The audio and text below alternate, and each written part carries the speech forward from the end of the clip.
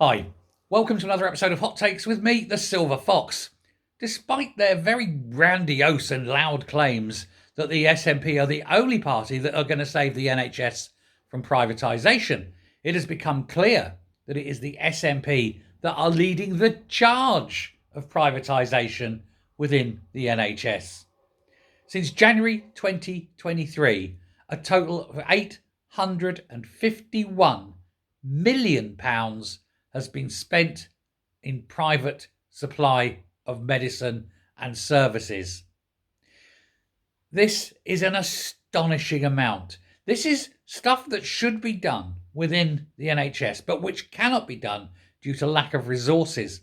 And so, in order to try somehow off book to make it look as though they know what they're doing and that they're safeguarding the NHS, they've spent millions upon millions of pounds sending patients to private providers of medicine.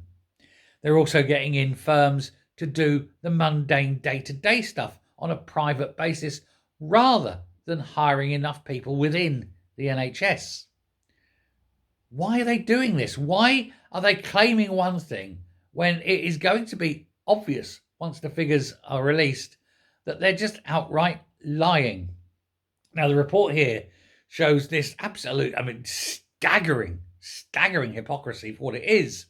It showed that £31.4 million was spent on sending NHS patients for procedures in private sector hospitals last year, but that's just what the government official figures show. The real figures, the true total, is many, many times higher when all private sector contracts are included. And these contracts are for things such as cleaning, testing, x-ray departments, scanning, where they don't have the facilities. They send you off to private scan clinics and things like this, or they'll outsource blood testing, all sorts of things. They're taking patient data and they're transporting that data to Germany, Denmark, Norway. You've got no control over your data, over your medical histories that are being pushed around the continent to the cheapest bidder in order to try and, in their words, safeguard the NHS. This is nearly £1 billion in a year that could have been put into the NHS to do the work that it was supposed to do within the organisation, and therefore be done much cheaper because it would be done for without profit purposes.